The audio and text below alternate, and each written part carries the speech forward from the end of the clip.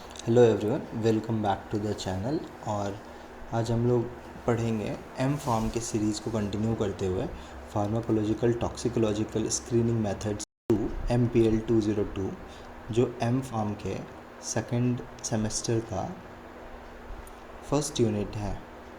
ठीक है, इसका फर्स्ट यूनिट पूरा इसी लेक्चर में कंक्लूड करेंगे हम लोग। ठीक है, थोड़ा बहुत थ्योरेटिकल लेक्चर है ये, मतलब ऐसा कुछ बहुत ज़्यादा नहीं है, बट बहुत ही थियोरेटिकल है। मतलब सब कुछ आप लोगों ने धीरे पहले पढ़ रखा है अलग अलग सब्जेक्ट्स में। जैसे बेसिक डेफिनेशन ऑफ टॉक्सिकोलॉजी है, different type of toxicology, regulatory guidelines for conducting toxicity studies, OECD, ICH, EPA, schedule Y जो इंडिया में है, OECD प्रिंसिपल ऑफ GLP। ठीक है, उसके history, concept and importance of toxicology in drug development. तो बहुत ही theoretical होने वाला है। तो हम लोगों ने इसको, अब हमारा फ़्लो कैसे होने वाला है, सबसे पहले हम लोग टॉपिक देखेंगे, टॉपिक इंट्रोडक्शन, उसके अंदर की बेसिक्स। ठीक है, उसके बाद थ्योरी आएगा क्योंकि ये थ्योरेटिकल टॉपिक है। उसके बाद एक कंक्लूज़न, उसके बाद लास्ट में रिवीजन चार्ट, एक पिक्चर होगा जिसमें एक डिटेल में आपके एग्ज़ाम के लिए हेल्पफुल होगा और आप उसको एक बार पढ़ के सारा समझ सकते हैं कि आपने पूरा थ्योरेटिकल में क्या पढ़ा है। ठीक है, तो ऐसे करके हमारा फ़्लो होने वाला है। लेकिन सबसे पहले देखते हैं कि टॉक्सिकोलॉजी होता क्या है। ठीक है, टॉक्सिकोलॉजी क्या क्या काम, कहाँ कहाँ कैसे ये डेवलप हुआ, टॉक्सिकोलॉजी क्यों इतना इम्पॉर्टेंट हो पाया। ठीक है, तो सबसे पहले इस चीज़ में आता है केस। ठीक है, एक साइनाइड मर्डर केस। ठीक है, एक साउथ इंडिया में एक वुमन थी। ठीक है, उन्होंने 14 ईयर तक फैमिली के 6 से 7 मेंबर्स को धीरे धीरे करके पॉइजन दे के उनको मार दिया। ठीक है, 2002 से उन्होंने स्टार्ट किया, 2016 तक उन्होंने सबको मारा और 18 में इन्वेस्टिगेशन स्टार्ट हुआ, 19 में जाके कंक्लूड हुआ। आप सोचो 14 ईयर्स लग गए एक पॉइजन को डिटेक्ट करने में, पॉइजन ने केस को रिजॉल्व करने में। ठीक है, तो इसमें भी विक्टिम था, उन्होंने यूज़ किया था साइनाइड को, और डिफरेंट इंस्टेंसेस में वर्ल्ड में भी अलग अलग जगह पे पॉइजन का यूज़ होते रहा है किसी को मारने के लिए। ठीक है, तो एक थैलियम का पॉइजनिंग है, ग्रामसियम का, एक पोलोनियम का पॉइजनिंग है अलेक्जेंडर विक्टिम को। ठीक है, तो अलग अलग इंस्टेंस में साइनाइड लैज टाइनोल मर्डर्स, तो बहुत सारे इंस्टेंट में हर जगह होते रहा, आर्सेनिक पॉइजनिंग। तो इसी के बीच में टॉक्सिकोलॉजी बहुत इम्पॉर्टेंट हो जाता है कि हमें समझने के लिए कि क्या कौन सी ड्रग कहाँ तक हेल्पफुल है, कहाँ तक टॉक्सिसिटी काउज करती है। तो इस चीज़ के कारण टॉक्सिकोलॉजी एक सब्जेक्ट के रूप में, बहुत इंपॉर्टेंट सब्जेक्ट के रूप में डेवलप हुआ, जो कि हम फार्मा में भी पढ़ते हैं और MBBS में भी पढ़ते हैं, और मेडिकल फॉरेंसिक्स में जो भी होता है, फॉरेंसिक्स में बहुत इंपॉर्टेंट सब्जेक्ट हो जाता है टॉक्सिकोलॉजी। ठीक है, तो हम लोग चलेंगे पहले थोड़ा सा पहले उल्टा चलेंगे, यहाँ पे हिस्ट्री, कॉन्सेप्ट और जो भी चीज़ है इन्होंने नीचे दिया है, हम उसको पहले पढ़ेंगे। ठीक है,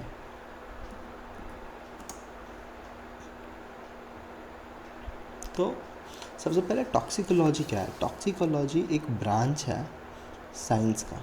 ठीक है, जिसमें हम लोग क्या पढ़ते हैं, पॉइज़न पढ़ते हैं। पॉइज़न क्या है, कोई भी सब्सटेंस एक पॉइज़न है। ठीक है, एनी सब्सटेंस। ठीक है, अब सोचो कैसे पॉइज़न है। आप सोचो, बहुत ही बेसिक एग्जांपल लो, आप शुगर को लो। ठीक है, किसी भी पेशेंट को, किसी भी पर्सन को, आम इंसान को भर पेट शुगर चीनी दो भाई कि तू खाने के बाद क्या होगा, पेशेंट की धीरे धीरे करके डेथ हो जाएगी। तो आप सोचो, एक आसान चीज़ जो कि बहुत कॉमनली अवेलेबल है, शुगर की वजह से किसी की डेथ हो सकती है। इंस्टेंट नहीं होगा, लेकिन धीरे धीरे प्रोग्रेसिव डेथ की तरफ बढ़ सकता है। किसी भी पेशेंट को सॉल्ट दो, भारी मात्रा में बहुत ज़्यादा सॉल्ट दो, ठीक है, उसकी वजह से डेथ हो सकता है। आप किसी भी पेशेंट वाटर दो, बहुत ही बेसिक एग्जांपल है, डिस्टिल्ड वाटर दो। डिस्टिल्ड वाटर देने से क्या होगा, इसमें आयंस नहीं होते। आयंस नहीं होने की वजह से अब कोई भी इसको लेगा तो क्या होगा कि हमारे जो इंटेस्टाइन है या फिर स्टमक है, वहाँ से आयंस मूव करके, सपोज दैट ये प्लेन वाटर है, आयंस बॉडी से मूव करके उस वाटर को आयनाइज करेंगे, जिसकी वजह से क्या होगा, बॉडी का इक्विलिब्रियम ख़राब हो जाएगा।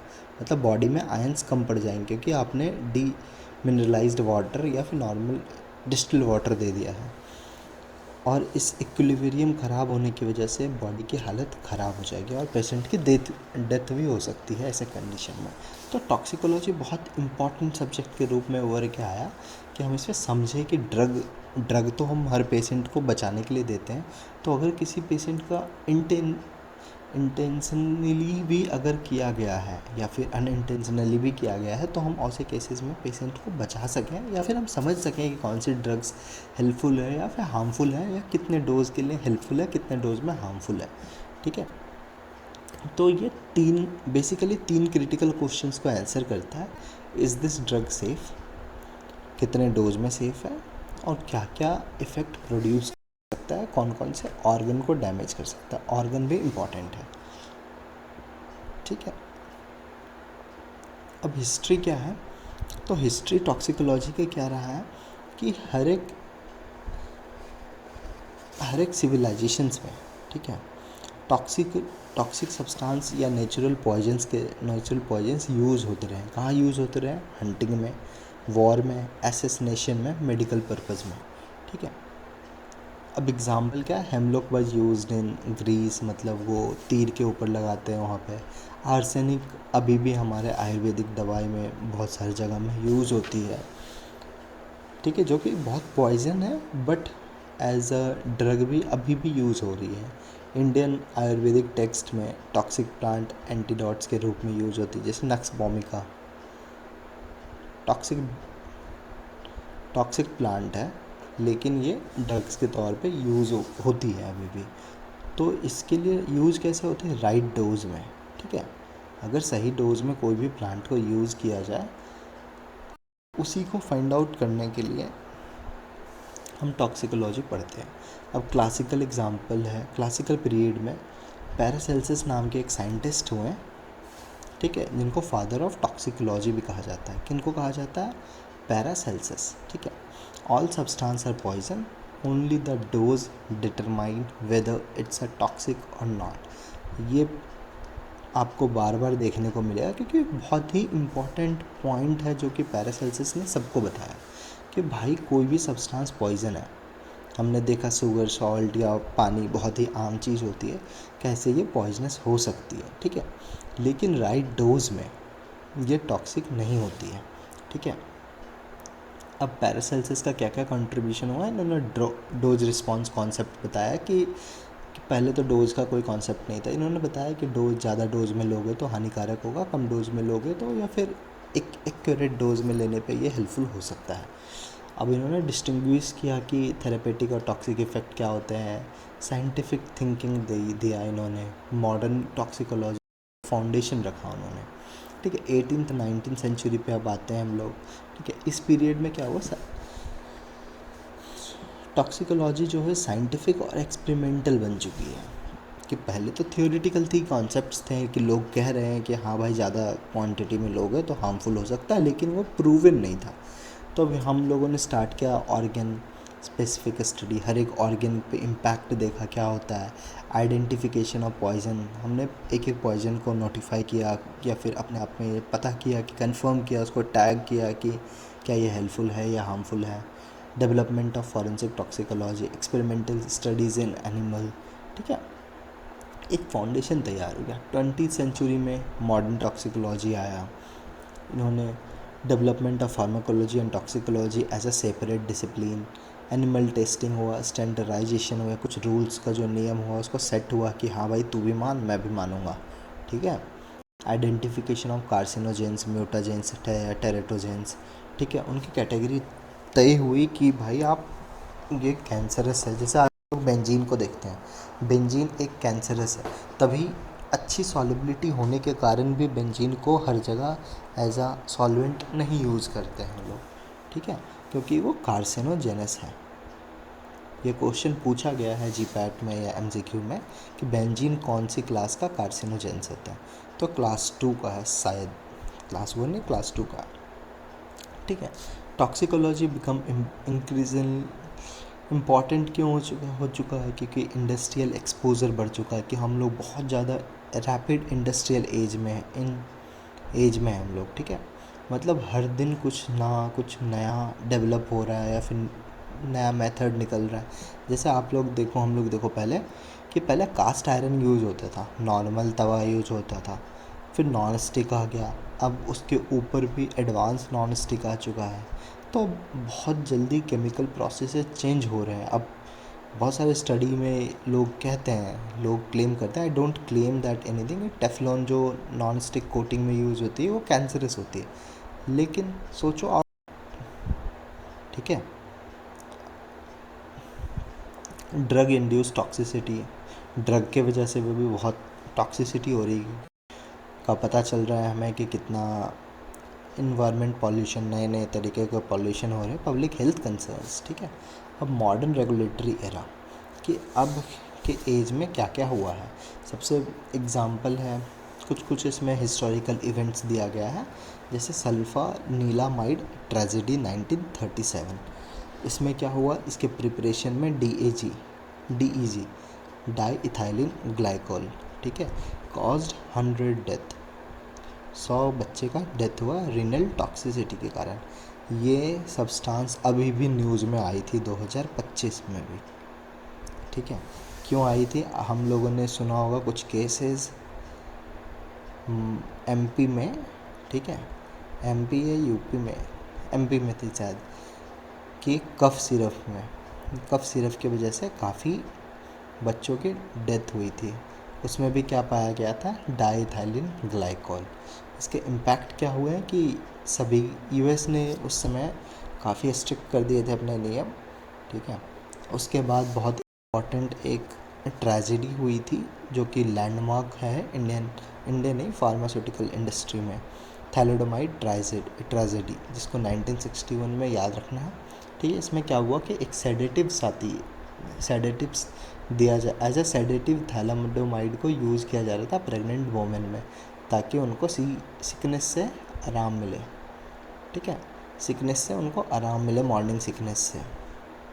तो अब क्या हुआ कि भारी मात्रा में इसका यूज़ हुआ, जिसकी वजह से क्या हुआ कि जो नेक्स्ट जनरेशन पैदा हुआ उसमें लिम्ब ही नहीं थी। सपोज दैट ये चाइल्ड है, उसके लिम्ब ही नहीं थे, किसी के लिम्ब अनफॉर्म्ड हुए हैं, तो लगभग 26,000 के फैमिलीज़ अफेक्टेड हुए हैं इस वजह से। तो इसके वजह से बहुत ज़्यादा स्टडी को इम्पोर्टेंस दिया गया कि आपको बिना स्टडी कंप्लीट किए हुए ड्रग्स को मार्केट में लॉन्च नहीं करना है। अदर इवेंट्स क्या है, केमिकल पॉइजनिंग या टॉक्सिसिटी इंसिडेंट या हेपेटोटॉक्सिसिटी या कार्डियोटॉक्सिसिटी बाद में पता चलता है। सपोज दैट एक ड्रग है, वो लॉन्च हो गई मार्केट में, 5 साल के बाद पता चला कि ये ड्रग हेपेटोटॉक्सिक थी, तो ऐसे केसेस में ड्रग्स को वापस रिकॉल किया गया, ठीक है। अब concept of toxicology in drug development, कि भाई टॉक्सिकोलॉजी, अब हमें पता है कि हर एक ड्रग एक राइट डोज में इम्पॉर्टेंट हो सकती है, लेकिन डोज ऊपर नीचे हुआ तो वो हार्मफुल होगी। तो ग्लोबल ऑर्गेनाइजेशन ने क्या किया कि टॉक्सिकोलॉजी का कॉन्सेप्ट ही इंट्रोड्यूस कर दिया ड्रग डेवलपमेंट, दोनों को लिंक कर दिया कि, ठीक है। Central concept of toxicology in drug development is to identify, characterize, predict the harmful effect of drug before human exposure, क्योंकि बहुत इम्पॉर्टेंट है कि कोई भी ड्रग्स को सही स्टेज पे हम डिटेक्ट कर पाएँ कि क्या क्या जाके ये टॉक्सिसिटी कॉज कर सकता है। Identify target organ, determining safe dose range, predicting human risk, supporting clinical trial safety, ठीक है। Toxicology act as a bridge in drug discovery and human use, ताकि हमें पता तो चल सके कि वो ड्रग कितना सेफ है कि नहीं। Core concept of drug development, a drug must not be only effective but also be sufficiently safe for the therapeutic use. Same ही बात है, ठीक है। A drug candidate is evaluated for desired pharmacological activity, undesired toxic effect या side effect, dose dependent adverse effect या reversibility of toxicity या safety margin, कितना safe है, ठीक है। अब रिलेशनशिप क्या है टॉक्सिकोलॉजी और फार्माकोलॉजी में? Pharmacology tells whether a drug can do what can drug do therapeutically, और toxicology tells that what harm it can do, ठीक है। मतलब ये बताता है कि भाई हम कितना ठीक कर सकते हैं, और ये बताता है कि हम क्या क्या खराबी कर सकते हैं। Pharmacology studies benefits of drug, toxicology studies the harmful effect of drug. Importance of toxicology, क्योंकि बहुत ही इम्पॉर्टेंट है, तो कहाँ कहाँ यूज़ करते हैं? जैसे selection of safe drug candidate, determination of safe dose, identification of target organ toxicity, ठीक है, risk assessment before human trial, support for regulatory approval, क्योंकि टॉक्सिसिटी स्टडी का आपको डाटा सबमिट करना पड़ता है before getting drugs approve for the market, ठीक है। आपको एक टॉक्सिसिटी स्टडी पूरा रिपोर्ट आपको सबमिट करना पड़ता है रेगुलेटरी अप्रूवल से पहले। डिटेक्शन ऑफ स्पेशल टॉक्सिसिटी, अब हम स्पीड को फास्ट करके, मतलब कोई भी ड्रग की टेस्टिंग करके, सपोज दैट एक ड्रग है उसकी टेस्टिंग चल रही है, तो हम इसके डिफरेंट पैटर्न्स को ऑब्जर्व करके ये प्रेडिक्ट करते हैं कि क्या ये जीनोटॉक्सिसिटी कॉज करेगी या कार्सिनोजेनिक होगी, ये रिप्रोडक्टिव टॉक्सिसिटी कॉज करेगी या टेरेटोजेनिक होगी, ये इम्यूनोटॉक्सिक होगी। ये लॉन्ग टर्म स्टडी भी हम कंटिन्यूस करते रहते हैं फेज़ 4 में, ठीक है। फेज़ 4 में पोस्ट ड्रग मार्केटिंग चलते रहता है, उसके साथ साथ हम टॉक्सिसिटी स्टडी भी करते रहते हैं। रिडक्शन ऑफ ड्रग फेलियर, ऐसा ना हो कि ड्रग पहले पास हो जाए 5 साल उसके बाद उसके इफ़ेक्ट्स आने शुरू हो जाएं, ठीक है। तो ये केस को कम करना है हमें। Protection of human health, drugs बनी है हमें बचाने के लिए, ना कि मारने के लिए, ठीक है। अब रोल क्या क्या है, जैसे ये देखिए ड्रग डिस्कवरी के ये सारे स्टेजेस हैं, मतलब कोई भी ड्रग बनती है उसके स्टेजेस होते हैं। ड्रग डिस्कवरी हो गया, सबसे पहले ड्रग को फाइंड आउट करना कि कौन सी ड्रग हमें बनाना है, उसके लीड को ऑप्टिमाइज़ करना है कि मतलब किस मेथड से बनेगा, या फिर कहाँ पे कौन से एंजाइम को टारगेट करना है, मतलब लीड को हमें ऑप्टिमाइज़ करना है कि मतलब हमें कंफर्म करना है कि इस पे हम लोग काम करेंगे आगे। उसके बाद फिर प्री क्लिनिकल डेवलपमेंट करना, फिर क्लिनिकल ट्रायल करना, पोस्ट मार्केटिंग करना, ठीक है। तो हर एक स्टेज में जैसे early toxicity screening, selection of safer compounds, full toxicity evaluation, clinical trial में सेफ डोज और उसकी सिलेक्शन और मॉनिटरिंग करते हैं। पोस्ट मार्केटिंग में हम लोग detection of long term toxicity करते हैं, ठीक है। इम्पॉर्टेंस क्या है कि इसकी इम्पॉर्टेंस बढ़ जाती है मॉडर्न ड्रग डेवलपमेंट में, क्योंकि अब के जो ड्रग मॉलिक्यूल्स है बहुत ही कॉम्प्लेक्स हैं। जीन थेरेपीज इंक्लूड हो गई है, लॉन्ग टर्म सेफ्टी कंसर्न्स बढ़ गया है, रेगुलेटरी एक्सपेक्टेशन बढ़ चुकी है, पर्सनलाइज मेडिसिन आ चुकी है। सब एक मेडिसिन है ए, सेम पेशेंट को अच्छे रिजल्ट्स दे रहा है, अब सेम ए बी पेशेंट को अच्छे से इफ़ेक्ट अपना 100% शो नहीं कर रहा है, क्योंकि ये पर्सनलाइज नहीं है, जीन मैच नहीं कर रहा। तो ये बहुत इम्पॉर्टेंट हो जाता है कि बहुत ही माइन्यूटली एक एक चीज़ को स्टडी करें, ताकि हम एक अच्छी रिपोर्ट्स या सबमिट कर पाएँ, ठीक है। अब के टॉक्सिकोलॉजी में क्या क्या चीज़ें इंक्लूडेड हैं, तो molecular toxicology, predictive toxicology, in vitro toxicology, computational toxicology, मतलब हम डिफरेंट एलएलएम के मदद से या डाटाबेस की मदद से हम कंप्यूट करते हैं कि मतलब कैलकुलेट करते हैं कि क्या कितना टॉक्सिसिटी कॉज हो सकता है, ठीक है। अब ये टॉपिक का कंक्लूजन है। टॉक्सिकोलॉजी इवॉल्व फ्रॉम पॉइजन, ठीक है, modern drug safety science. Paracelsus is a father of toxicology. Basic drug principle, dose determine toxicology, ठीक है। Sulfonamide tragedy, thalidomide tragedy, safe dose selection, dose determination, organ toxicity, risk assessment, regulatory approval. Toxicology ensure that the drug are safe and effective. ठीक है, ये basic इसमें charts हैं, एक revision chart है. ठीक है, अब हम लोग चलते हैं वापस से सिलेबस के ऊपर. ये भी सिलेबस ही था, मतलब स्टार्टिंग ऑफ द सिलेबस. ठीक है, अब हमने ये वाला पॉइंट कर लिया है. History, concept and its importance. उसके बाद ये है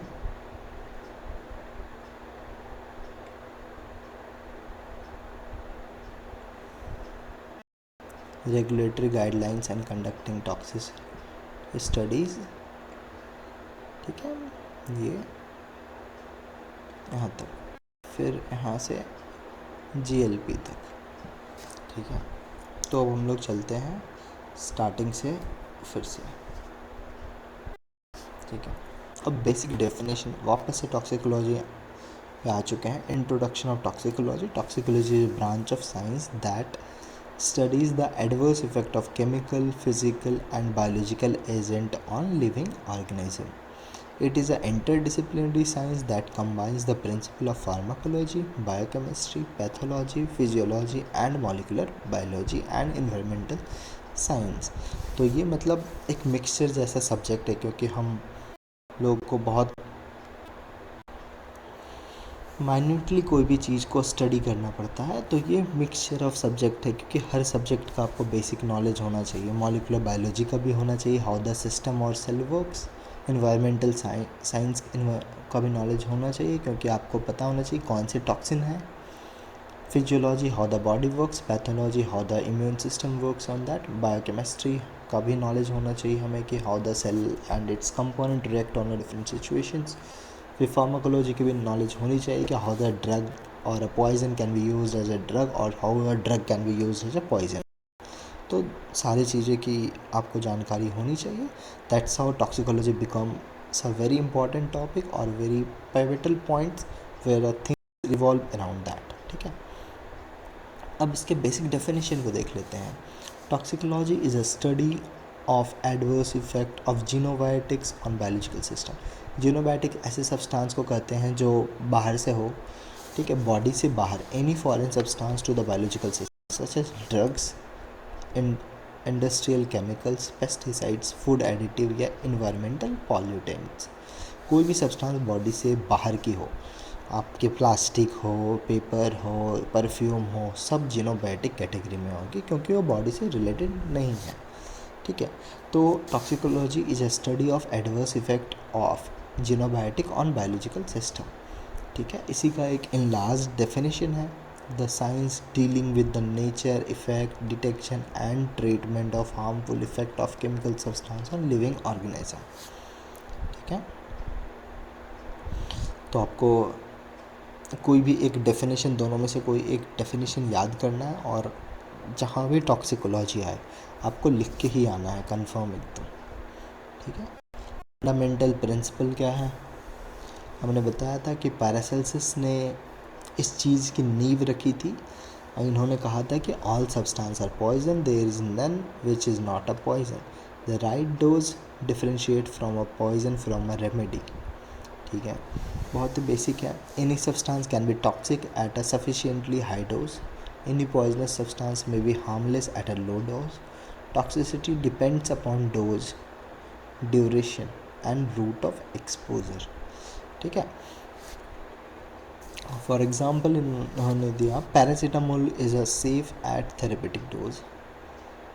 in the case of overdose, paracetamol cause serious liver toxicity. हमने देखा है कि डिफरेंट सब्सटेंस कैसे टॉक्सिसिटी कॉज कर सकते हैं ह्यूमन में. ठीक है, अब इसके स्कोप क्या क्या है. Toxicology is a broad field. हमने देखा कि वो कितना ही ब्रॉड है. हर एक सब्जेक्ट का थोड़ा थोड़ा मिक्सचर और नॉलेज, एक फाउंडेशनल नॉलेज होना चाहिए आपको, ताकि आप एक दूसरे की चीज़ों को रिलेट कर पाएँ. ठीक है, toxic effect on chemical, mechanism of toxicity, detection of toxic substance, pharmaceutical testing, environmental occupational hazard, poison prevention and treatment, risk assessment and regulation. कौन कौन सी इंडस्ट्री में बहुत इंपॉर्टेंट रोल है इसका? फार्मास्यूटिकल इंडस्ट्री में, क्लिनिकल मेडिसिन में, forensic science में, regulatory agencies में, ताकि अप्रूवल के लिए। अब कितने टाइप के टॉक्सिकोलॉजी होते हैं? 4 टाइप के होते हैं toxicology. General toxicology, mechanism toxicology, regulatory toxicology, descriptive toxicology. चारों को बहुत अच्छे से इस टेबल के फॉर्म में आपको समझना है।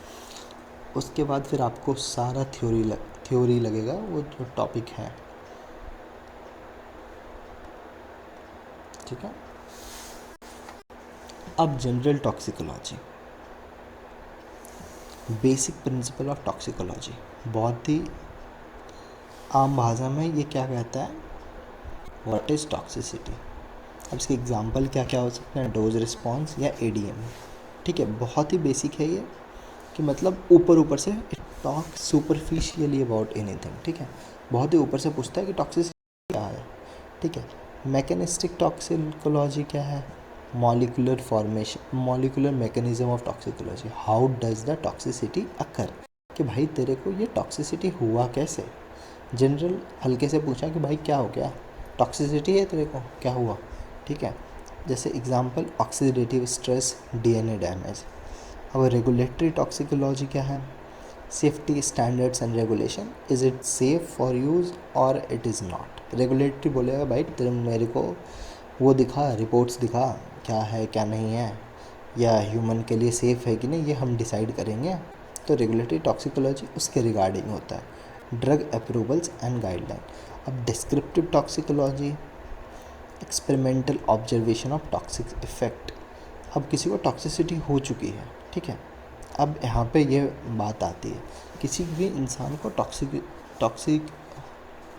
टॉक्सिसिटी हो चुकी है, अब उसको पढ़ना समझना कि क्या क्या हुआ है, व्हाट इफ़ेक्ट्स आर सीन, बहुत ही डिटेल में पढ़ना, ठीक है, कि भाई क्या हो रहा है, क्यों हो रहा है। समझ में आया? फिर से हम लोग देखते हैं एक बार, ठीक है।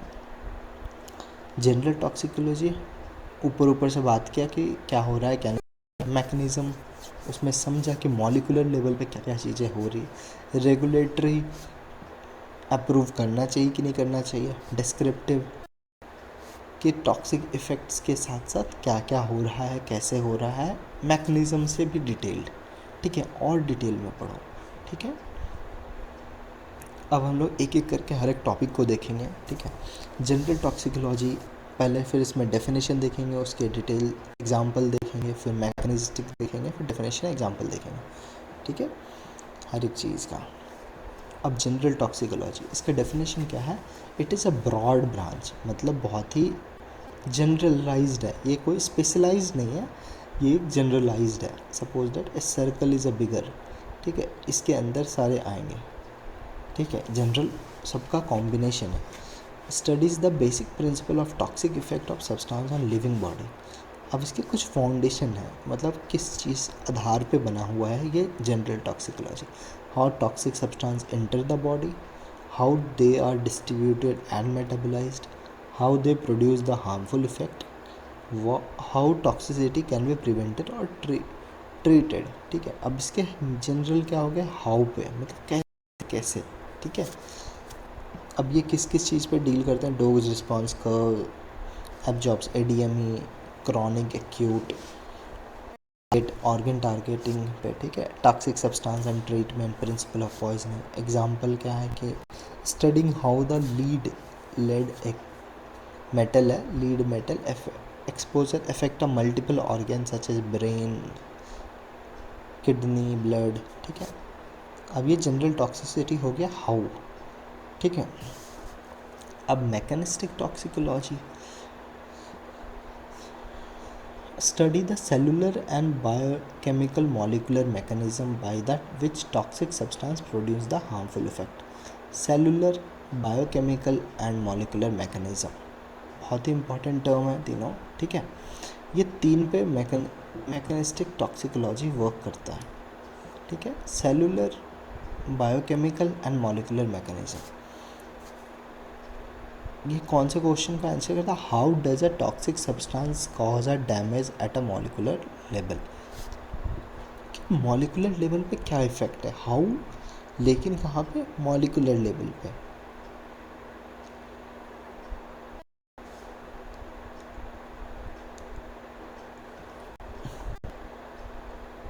ठीक है, अब mechanistic toxicology help in understanding the exact mechanism of toxicity, identifying biomarkers, predicting the toxic response। जैसे समझ लो कि जैसे हमने पैरासीटामोल लिया, अब हमें पता है कि वो लीवर पे इफ़ेक्ट करेगा।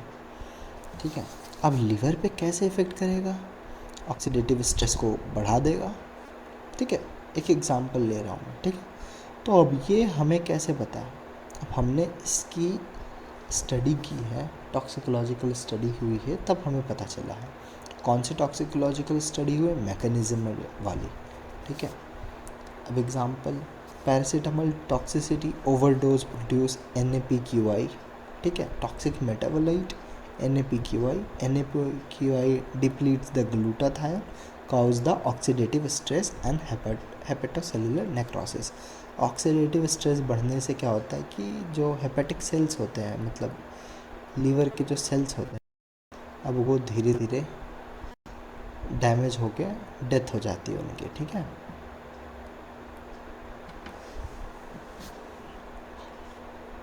अब रेगुलेटरी टॉक्सिकोलॉजी क्या है, it is the application of toxicological data for the development of safety standards, law and regulation to protect the human health and environment. It connects the toxicology with the public health policy and the legal regulation। ठीक है, अब ये basically देखता है कि ये drug या substance safe है कि नहीं, और ये जाना चाहिए कि नहीं, अप्रूव होना चाहिए कि नहीं। ठीक है, safety evaluation of drug and chemical, risk assessment, hazard identification, setting the exposure limit, कितना लिमिट तक अलाउड है, रेगुलेटरी गाइडलाइंस क्या क्या होने चाहिए, अप्रूवल क्या है, मिल सकता है कि नहीं, फार्मास्यूटिकल इंडस्ट्री को किसको चाहिए, फार्मास्यूटिकल इंडस्ट्री को, पेस्टिसाइड्स को, फूड कंपनी को, कॉस्मेटिक कंपनी को। ठीक है, regulatory toxicology ensure that the substance are safe for human use, safe for the environmental release, properly labeled and monitored, used with the accepted exposure limit। ठीक है, जैसे एक example है fluoride का, सबके पेस्ट में ये होता है, टूथपेस्ट में होता है। ठीक है, अब फ्लोराइड से क्या होता है कि बोन डैमेज होता है। अगर आप फ्लोराइड का इंटेक्स ज़्यादा लोगे बोन डैमेज होगा, बट सबके टूथपेस्ट में अभी भी है, क्योंकि इसकी लिमिट सेट है कि 1000 ppm से ऊपर नहीं होना चाहिए भाई। अगर 1000 से ऊपर हुआ तो वो हमारे बोन को जल्दी डैमेज करेगा। ठीक है, अब जो बच्चे टूथपेस्ट खाते हैं, उनको आप देखना कि उनका लेग पेन होगा हमेशा। ठीक है, क्योंकि बोन बहुत ही कमज़ोर हो जाता है। ठीक है, लेकिन इसकी लिमिट सेट क्या है, 1000 ppm।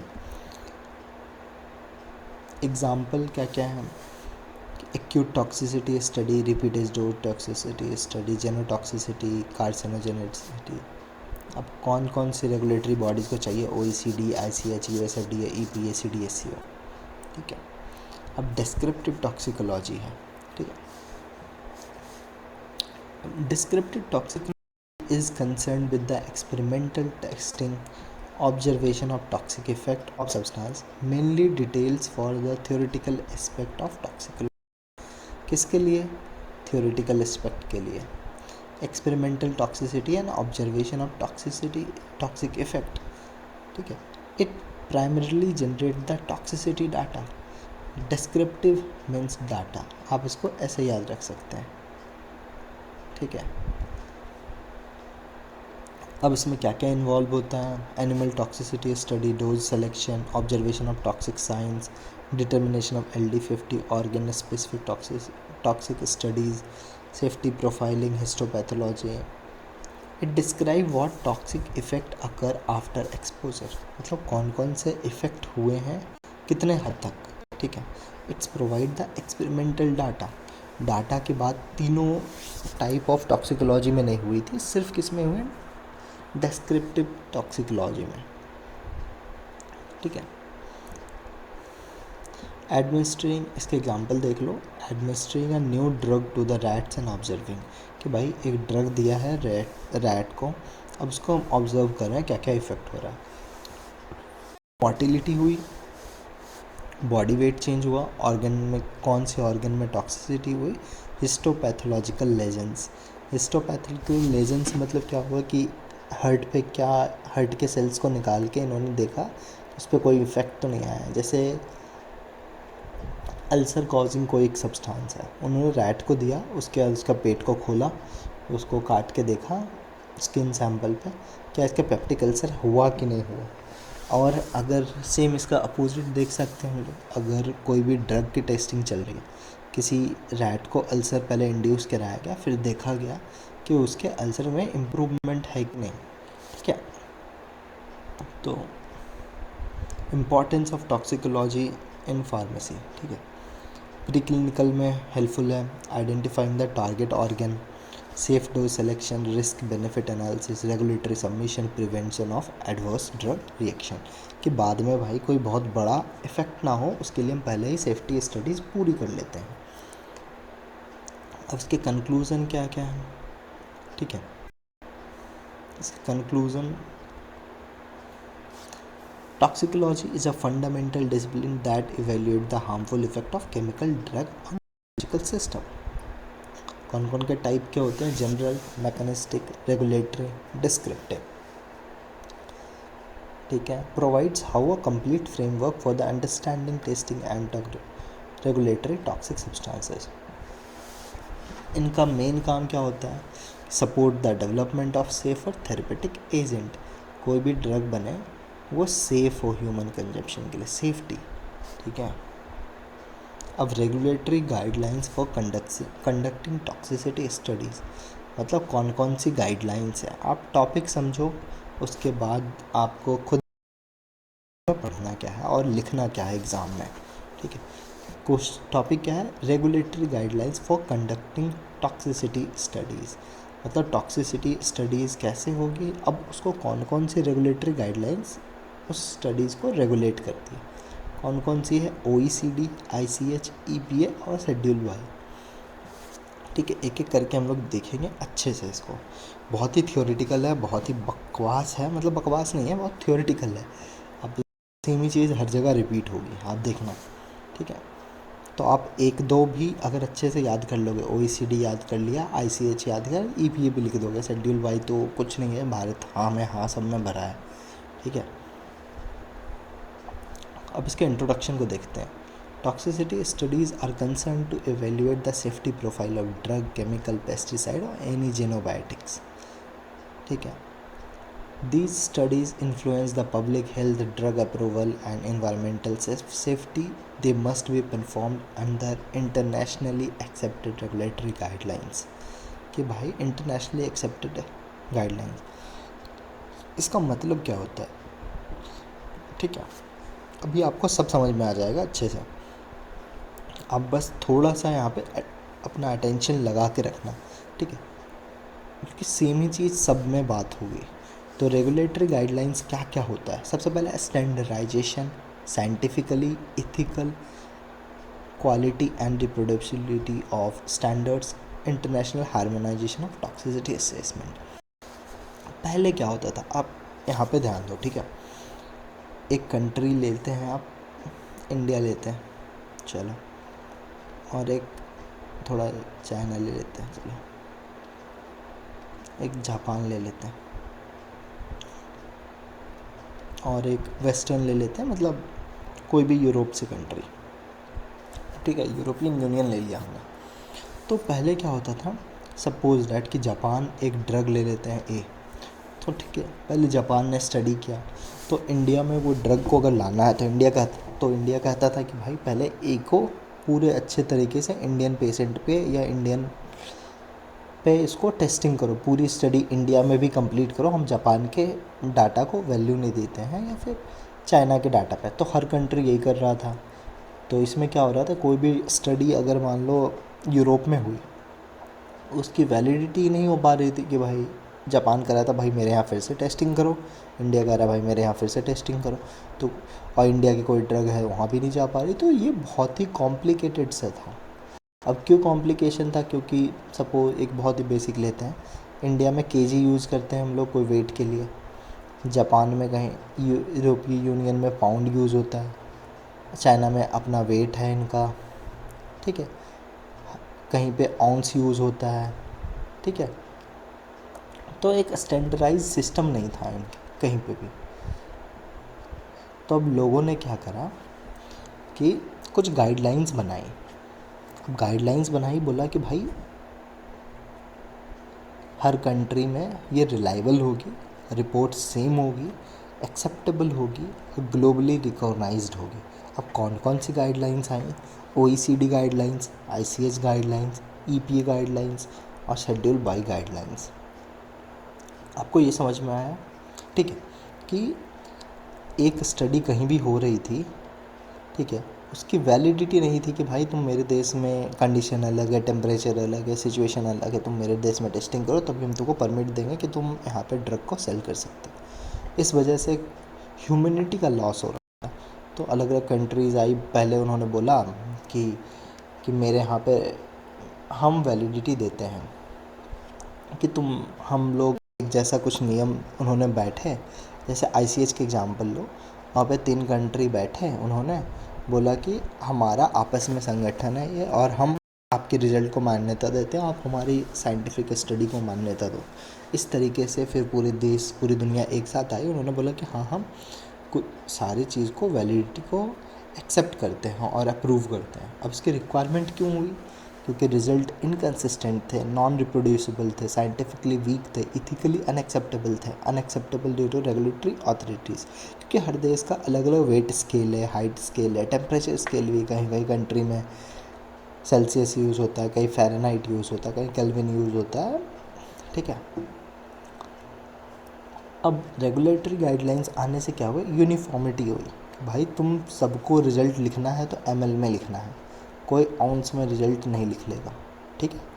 रिलायबिलिटी हुई, क्योंकि ये सबके बीच में म्यूचुअली एग्रीमेंट है या म्यूचुअल अंडरस्टैंडिंग डेवलप हुई कि भाई we will give a validation to all the reports of A country, B countries और C country if they follow XYZ reasons, XYZ methods, ठीक है। इथिकल कंडक्ट हुआ कि मतलब टेस्टिंग मेथड सेम हुई, इसकी वजह से हार्मोनाइजेशन हुआ, रेगुलेटरी अप्रूवल्स हुई, safety of human and environmental exposure हुआ। उसी में सबसे पहला गाइडलाइंस आया OECD। अब इसकी फुल फॉर्म क्या? Organization for economic cooperation and development, ठीक है। It is an international organization that develop globally accepted guideline for testing chemicals and pharmaceuticals, ठीक है। OECD guidelines are among the most widely used non-clinical safety testing. OECD developed guidelines for testing of chemicals which provide the standardized method assessing toxicity, environmental safety and chemical hazard. अब ये कौन सी principal के तहत काम करते हैं? Mutual acceptance of data, कि जैसे कि अगर data generated in one OECD compliant country, suppose that India OECD को मानता है, तो इसके डाटा अगर चाइना में है तो China is a member country, अगर OECD का मेंबर है ना तो उसको भी ये डाटा मानना पड़ेगा। और डुप्लीकेशन ऑफ स्टडीज़, कि उस स्टडीज़ को बार बार दोहराना नहीं पड़ेगी, इससे हमारी टेस्टिंग में बहुत टाइम बचेगा। सेम ऑब्जेक्टिव्स वही होंगे, standardized, improve, minimize, promote and support. अब इन्होंने कुछ नियम निकाले, कौन कौन से होते हैं OECD में। एक्यूट टॉक्सिसिटी स्टडीज़, आपको ये इतनी सारी याद करने की ज़रूरत नहीं है। Toxicity studies, repeated dose studies, chronic toxicity studies, toxicity studies, reproducibility and developmental toxicity, carcinogenicity. Importance क्या क्या है? सेम ही इंपॉर्टेंस होंगे। Provide internationally harmonized test result protocols, reduce the duplication of animal testing, improve data comparability, support regulatory submission world wide, ठीक है। अब ICH की बात आती है। अगला गाइडलाइन कौन आया, ICH आया। ICH stand for international council of harmonisation. Same बात ये भी वही बोलेगा कि अगर ए ने टेस्टिंग किया और ए हमारा मेंबर्स है, ए के पास ये फैसिलिटीज़ हैं, ए हमारा मेंबर है, उसके अप्रूवल बी कंट्री में अपने आप हो जाएगी। ठीक है। ICH stand for International Council of Harmonization of Technical Recruitment of Pharmaceutical and Human Use. ICH develop harmonized guideline for registration of pharmaceutical across major market. सबसे बड़ा major market कौन सी है, US, Europe, Japan and other participating countries. ICH guidelines are specifically designed for pharmaceutical drug development which are highly relevant in preclinical toxicology. ठीक है, pre clinical studies के लिए बहुत important है कि आप ICH के गाइडलाइंस को फॉलो करें और आपको उनसे क्या बेनिफिट्स क्या क्या हैं ICH के, मतलब रोल्स क्या क्या हैं ICH के फार्मास्यूटिकल रिसर्च में। Harmonization, standardization, reduce of duplication of studies, enhancement of data integrity and transparency. QBD का प्रिंसिपल इन्होंने लाया था, क्वालिटी बाय डिज़ाइन, कि मतलब आपको कोई भी चीज़ बनाना है तो आप स्टार्टिंग से उसको इम्प्रूव करने के बारे में सोचो, ना कि लास्ट में आप उसको फाइनल प्रोडक्ट को आप जो क्वालिटी, एक क्वालिटी बाय डिज़ाइन मतलब कि आप इनिशियल स्टेज से ही उसको अच्छा बनाने की कोशिश करो। ठीक है। Implementation of risk based approach, strengthening of non clinical safety, facilitation of global clinical development, standardized of clinical trial practices, continuous improvement, standardized of clinical test practices, clinical trial practice, facilitation of global clinical development। Same ही चीज़ है कि मतलब सबको objective क्या क्या हो गया, इसका सेम ऑब्जेक्टिव हुआ जो OECD का आ गया, harmonised drug development, reduce duplication of testing, improve safety evaluation of pharmaceutical, accelerate the drug approval across countries। Main इसके कुछ मेन आते हैं, जैसे important ICH safety guidelines. A, general non clinical safety guidelines, genotoxicity, carcinogenicity, reproductive toxicity, biotechnological products, immunotoxicity, safety pharmacology. अब इसके कुछ classifications हैं ICH guidelines के, कुछ सीरीज़ हैं जिसमें आपको क्वालिटी सीरीज़ है, सेफ्टी सीरीज़ है, सीरीज़ है, मल्टी डिसिप्लिनरी सीरीज़ है। ठीक है। इसमें अलग अलग पैरामीटर्स होते हैं जिसके लिए एक डिटेल्ड रूल बुक टाइप का, ये समझ लो एक ग्रंथ टाइप का रूल बुक ये है कि मतलब अगर आपको कोई भी ड्रग को सेफ्टी स्टेबिलिटी स्टडीज़ करना है तो फिर यहाँ पे स्टेबिलिटी स्टडीज़ को करेंगे, कोई भी ड्रग के जीनोटॉक्सिसिटी स्टडीज़ करना है तो टेस्टिंग करनी है तो कैसे करेंगे, वो पूरा डिटेल में दिया हुआ है। इम्पॉर्टेंस क्या हुआ, ड्रग डेवलपमेंट स्पीड हो गया, क्लिनिकल ट्रायल फास्ट हो गए, कि सेफ्टी डोज अगर एक जगह निकाल लिया गया दूसरी जगह फिर टाइम बचता था, prevent unnecessary studies, enable international design drug registration. ठीक है। अब EPA गाइडलाइंस आया, ये EPA गाइडलाइन कौन लेके आया, US लेके आया। ठीक है। Environmental protection agency. ठीक है। EPA regulate the chemicals that may affect human health, wildlife, environment, water, soil, air, मतलब बेसिक कंपोनेंट्स को बहुत अच्छे तरीके से टॉक्सिकोलॉजी स्टडी करता है। ठीक है। EPA toxicology guidelines are primarily use for industrial chemical, pesticides, contaminants, pollutants. ठीक है। Objective of EPA guidelines access environmental toxicity, मतलब कोई भी सब्सटेंस, जैसे हम लोग रेगुलर बात करते हैं कि गंगा पॉल्यूटेड है, क्यों पॉल्यूटेड है, तो हर एक इंडस्ट्री का वेस्ट आ रहा है। अब इंडस्ट्री के वेस्ट में कुछ सब्सटेंस हो रहे हैं जिसकी वजह से गंगा का जो बैलेंस है, इक्विलिब्रियम है, वो मेंटेन नहीं है, कहीं कहीं रीजन पे बहुत ही डैमेज्ड है। पहले यहाँ पे डॉल्फिन्स मिलती थी, रिवर्स गंगा डॉल्फिन्स जिसको कहते थे डॉल्फिन्स, अब वो बहुत कम हो गई है। क्यों हुआ है कि इन्वायरमेंट रिवर पॉल्यूशन बढ़ चुका है, इसकी वजह से काफ़ी नुकसान पहुँचा उनके हैबिटेट को। ठीक है। तो बहुत ही माइन्यूटली ये सब चीज़ों को स्टडी किया जाता है ताकि बायोटिक बैलेंस मेंटेन्ड रहे। Evaluate the ecological hazard. ठीक है। Protect the human chemical exposures, regulate the pesticides and industrial chemicals. ठीक है।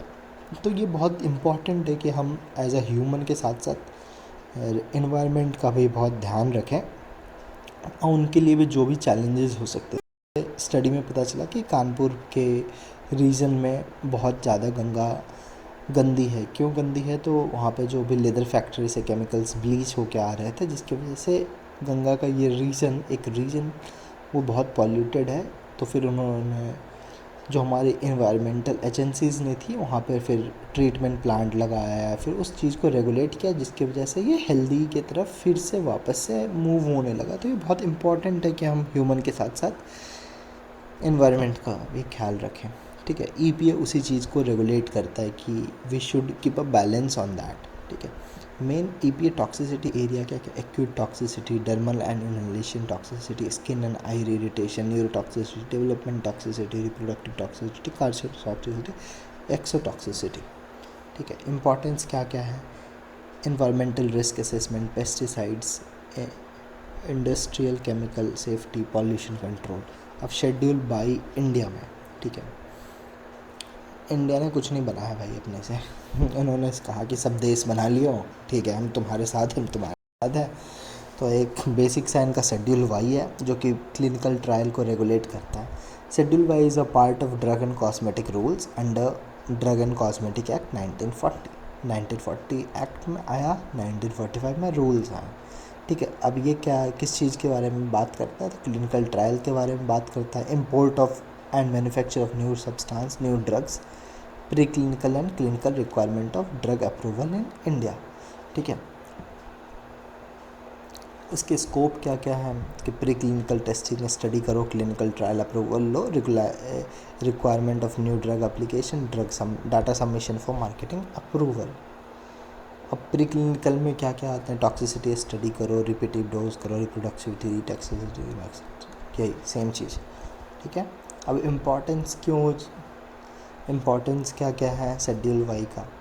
Regulate the drug development in India, defines the safety data requirement for human trial, aligns the Indian requirement with the international norms, ensure the trial participants, safety of trial participants।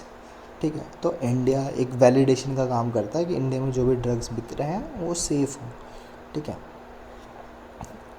अब ये सबका एक summary दिया हुआ है यहाँ पे। OECD का क्या है? Organization of economic cooperation and development. ये क्या कौन से काम करते हैं? स्टैंडर्डाइज द टॉक्सिसिटी से टेस्टिंग। ICH का काम करता है ड्रग सेफ्टी एंड रजिस्ट्रेशन। कौन से रीजन में काम करते हैं? तो फार्मास्यूटिकल में। OECD किस में करती है? केमिकल्स और फार्मास्यूटिकल में। EPA किस में करता है? केमिकल्स और पेस्टिसाइड्स में। इनका मेन रीजन क्या है? Environmental and ecological safety. अब शेड्यूल बाई क्या करता है? Drug approval in India, pharmaceuticals में डील करता है। ठीक है।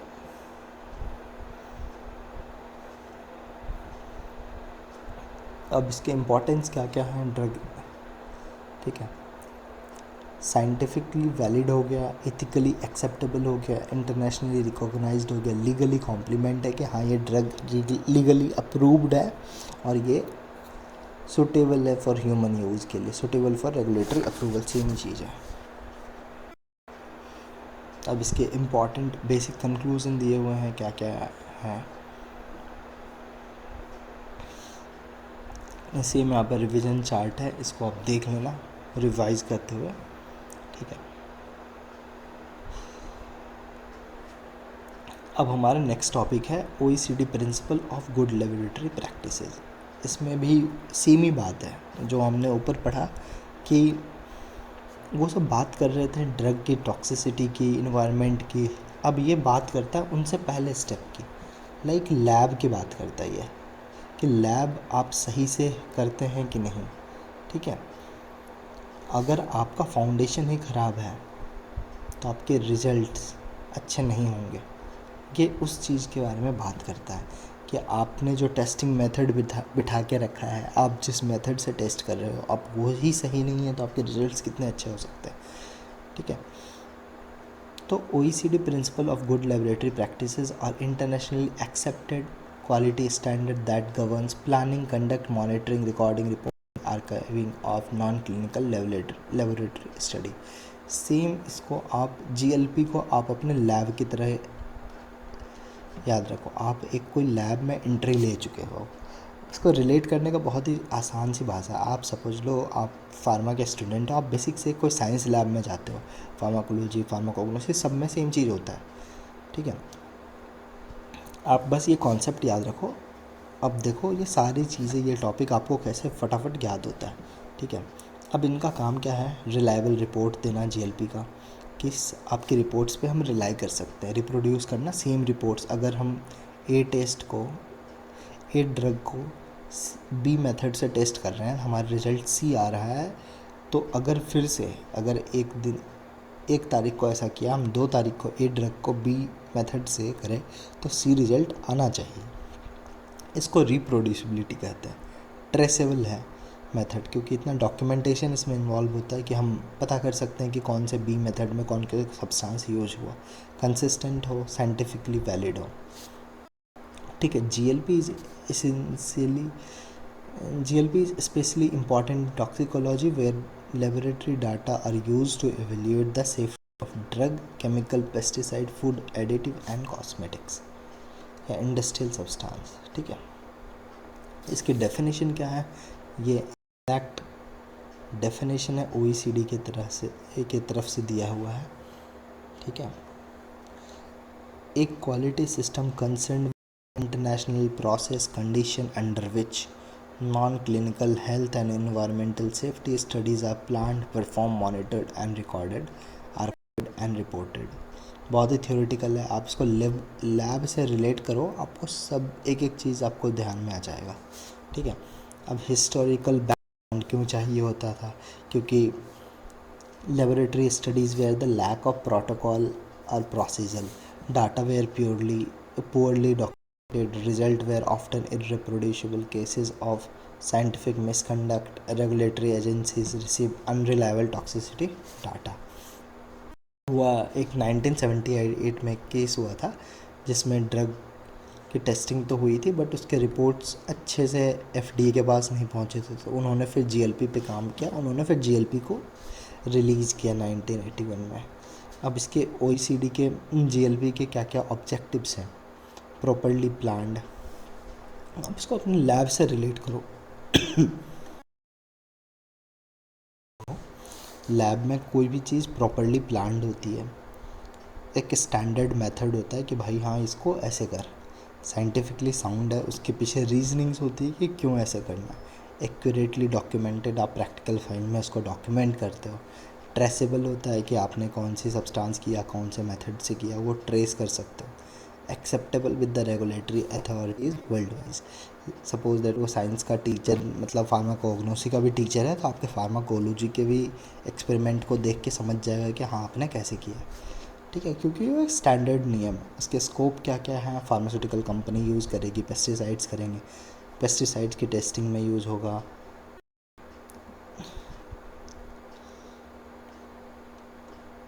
ठीक है। Veterinary drugs, food additive, cosmetics, industrial classification, chemicals, और उसके टाइप ऑफ स्टडीज़ कवर्ड है। GLP कौन कौन से स्टडीज़ इसमें होती है, एक्यूट टॉक्सिसिटी स्टडी, सेम जितनी सारी टॉक्सिसिटी स्टडी हमने पढ़ी, कार्सिनोजेनिसिटी, रिप्रोडक्टिविटी, सेफ्टी, फार्माकोलॉजिकल स्टडी। GLP किस में अप्लाई नहीं होता, ये इंपॉर्टेंट है। Basic research, discovery research, clinical trial in human, routine diagnostic studies, ठीक है। अब OECD के प्रिंसिपल क्या क्या, अब आप यहाँ से आप रिलेट करना अपने लैब के साथ, ठीक है। इसके प्रिंसिपल और आपके प्रिंसिपल बिल्कुल मैच करेंगे। आप कोई नए नहीं हो कि जो GLP फॉलो नहीं कर रहे हो, तो आप सब भर के 2-3 पेज लिख के आना, ठीक है। सबसे पहले ऑर्गेनाइजेशन ऑफ पर्सनल, ठीक है। A testing laboratory must be a clear defined organizational structure, qualified person. आप लैब में जा रहे हो, आपको एक लैब असिस्टेंट मिलता है, एक फैकल्टी मेंबर या प्रोफेसर मिलता है, आप एक स्टूडेंट, आपकी एक डेजिग्नेशन है। लैब असिस्टेंट की एक काम है, वर्क डिफाइंड है, प्रोफेसर का एक वर्क डिफाइंड है। तो सेम चीज़ है, इसमें वही बात है, रिक्वायरमेंट में ऑर्गेनाइजेशन चार्ट होना चाहिए, डिफाइंड रिस्पॉन्सिबिलिटी है, पर्सनल स्टाफ ट्रेंड होने चाहिए, साइंटिफिक और क्लिनिकल पर्सनल होने चाहिए, ठीक है, सेम चीज़। अब क्वालिटी एश्योरेंस प्रोग्राम, ठीक है। QAU is an independent unit responsible for monitoring GLP compliance। कि आपके ऊपर भी तो एक प्रिंसिपल होता है जो कभी भी आके आपके ऑडिट कर सकता है, आके वो कभी भी कॉपी चेक कर सकता है कि भाई तुम सही से कर रहे हो कि नहीं। तो QAU वही है कि मतलब इंटरनल ऑडिट्स के लिए। फैसिलिटी मतलब आपके पास लैब होना चाहिए, एक एरिया होना चाहिए जहाँ पे आप वो लैब वर्क कर सको, सेपरेट एरिया होना चाहिए, प्रॉपर एनिमल हाउस होने चाहिए, आर्काइव रूम होने चाहिए। अब एपरेटस मटेरियल या रिएजेंट, ठीक है, वहाँ पे एपरेटस होने चाहिए, मटेरियल्स होने चाहिए, रिएजेंट्स होने चाहिए कि आप उस पर वर्क कर सको। टेस्ट सिस्टम, आपको टेस्ट के बारे में पता होना चाहिए, आप टेस्ट कैसे कर रहे हो, बायोलॉजिकल करना है, केमिकल करना है, फिजिकल करना है। एनिमल मॉडल्स होने चाहिए, सेल कल्चर होना चाहिए, माइक्रोबियल सिस्टम होना चाहिए, एनालिटिकल सिस्टम होने चाहिए, ठीक है। अब टेस्ट एंड रेफरेंसेस आइटम होने चाहिए कि आपके पास, मतलब टेस्ट करने जा रहे हो आपके पास केमिकल होने चाहिए और उसके भी टेस्ट फॉर्म होने चाहिए, उसके भी रेफरेंस फॉर्म होने चाहिए ताकि आप उसके अपने स्टडी को अच्छे से कर पाओ, ठीक है। टेस्ट स्टैंडर्ड ऑपरेटिंग प्रोसीजर, कोई भी एक इक्विपमेंट होता है उसका SOP होता है कि आप उसको पहले प्री हीट करोगे। एक बहुत ही बेसिक एग्जांपल ले रहे हो कि आप उसको प्री हीट करोगे, फिर उसमें केमिकल डालोगे, ऐसे करके एक बेसिक SOP होता है हर एक सब्सटेंस की या फिर हर एक मेथड की, हर एक मशीन्स की, ठीक है। परफॉर्मेंस ऑफ स्टडी, आप जो भी कर रहे हो या फिर जो भी स्टडी कर रहे हो आप लैब के अंदर, वो साइंटिफिकली प्लान्ड होनी चाहिए, ना कि ऐसा नहीं होना चाहिए कि ए नाम का लड़का अब उसको C मेथड से कर रहा है, B उसको D मेथड से कर रहा है, ऐसा नहीं होना चाहिए। सब में एक इक्विलिब्रियम होना चाहिए। रिपोर्टिंग ऑफ स्टडी रिजल्ट्स, मतलब कि कोई ऐसा नहीं होना चाहिए कोई रफ़ कॉपी में लिख के ला रहा है, कोई प्रैक्टिकल कॉपी में लिख के आ रहा है, कोई प्लास्टिक में लेके आ रहा है, कोई फ़ोन में डिजिटली लेके आ रहा है, ऐसा नहीं होना चाहिए। एक एक्यूरेट प्रोसीजर को फॉलो करना चाहिए, ठीक है। अब स्टोरेज करने के लिए आप उसको प्रैक्टिकल कॉपी को एक स्टोर किया जाता है, मतलब, ठीक है। तो इसको कहते हैं storage and retention of records and material. इसमें होता है क्या कि मैंने एक लैब में काम किया, लैब के पास एक हिस्ट्री होगी कि अगर बाद में ज़रूरत पड़ेगी कि भाई किसने इस मेथड पे, इस सब्सटेंस पे या फिर इस ड्रग पे या इस केमिकल पे कैसे काम किया, तो उस मतलब उसकी एक आर्काइव हिस्ट्री होनी चाहिए, ठीक है। अब कोर प्रिंसिपल क्या है, सेम GLP आप अपने लैब के तरह है, जो लैब में करते हो सब GLP के अकॉर्डिंग ही हम करते हैं और आपको वही लिख के आना है एग्ज़ाम में, ठीक है। कोर प्रिंसिपल क्या क्या है, सिंप्लीफाइड फॉर्म में समरी दिया हुआ है इसमें। Right SOP, follow SOP, record maintain करना है अच्छे से, ट्रांसपेरेंसी एंड ट्रेसिबिलिटी, मतलब अब हम ढूंढ के लेके आ पाएँ कि हमने ये मेथड क्यों किया था और कैसे किया था, कहाँ से कौन कौन से सब्सटेंस लिए थे, कौन से टेस्ट मेथड लिए थे, कौन से रेफरेंस मेथड लिए थे। अब ये कहाँ से पता चलेगा, हमारे रिकॉर्ड से पता चलेगा। रिकॉर्ड कहाँ रहेगा, आर्काइव रूम में रहेगा, ठीक है। इसकी इम्पोर्टेंस क्या है, बहुत इम्पोर्टेंट है क्योंकि सारी टेस्टिंग मेथड्स अल्टीमेटली क्या है, ह्यूमन, ठीक है, ह्यूमन के लिए है। ड्रग अप्रूवल में आपको काम आया क्योंकि आपका डॉक्यूमेंटेशन स्ट्रांग होगा, डॉक्यूमेंटेशन वैलिड होगा तो वो अप्रूव होने में आसानी होगी। रेगुलेटरी डिसीजंस मिलने में, इन्वायरमेंटल प्रोटेक्शन में, ताकि इन्वायरमेंटल एजेंसी आपको बाद में परेशान ना करे कि आपके ड्रग की टॉक्सिक निकले। Importance of GLP in drug development, reliable non clinical data, पहले नॉन क्लिनिकल डाटा रिलायबल नहीं होते थे, तभी GLP आया गया कि बाद में रिलायबल डाटा मिलने लगे। Better regulatory acceptance, reduce duplication of studies, international recognition of data, faster drug approval process. Advantage of GLP के क्या क्या एडवांटेज है, इम्प्रूव डाटा क्वालिटी, ठीक है। इंश्योर कंसिस्टेंसी, मतलब अगर राम ने ये मेथड से ये किया तो अगर कोई दूसरा रोहित भी ये करेगा तो सेम रिजल्ट्स आएंगे, ठीक है। Enhance reproducibility, detects error early, ठीक है। Prevents fraud and misconduct, facilitates regulatory acceptance, ठीक है, क्योंकि हम एक स्टैंडर्ड नियम को फॉलो कर रहे हैं, एक स्टैंडर्ड रूल को फॉलो कर रहे हैं, तो रेगुलेटरी कंप्लायंस में हमारे लिए ईजी हो पाता है कि अप्रूवल ले पाए।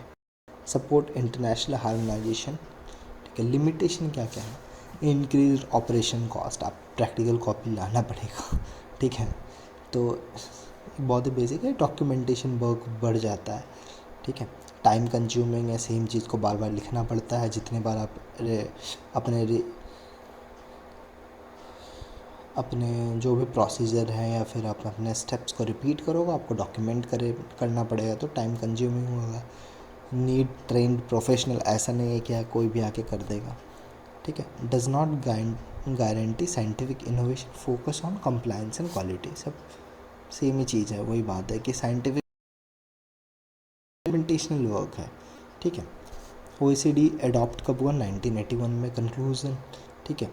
प्लान्ड, अब क्या क्या चीज़ों को ये मॉनिटर करता है, ठीक है, इंश्योर करता है। Planned, performed, monitored, record, reported, archive. Same आपको GLP में लैब को याद करना है कि आपकी जो एक्सपेरिमेंट है वो प्लान्ड है, आपने कैसे किया, उसको किसने देखा, किस प्रोफेसर ने देखा, रिकॉर्ड कहाँ है आपके, कहाँ रिकॉर्ड किया, कहाँ रिपोर्ट किया आपने, फिर वो रिकॉर्ड बुक कहाँ रखी आपने। सेम आप इसको ऐसे रेट कर सकते हैं ताकि आपको ये चीज़ें याद रहें, ठीक है। अब इसके एलिमेंट्स क्या? Organization, quality assurance, facilities, equipment, SOP, study conduct, reporting, archiving, ठीक है।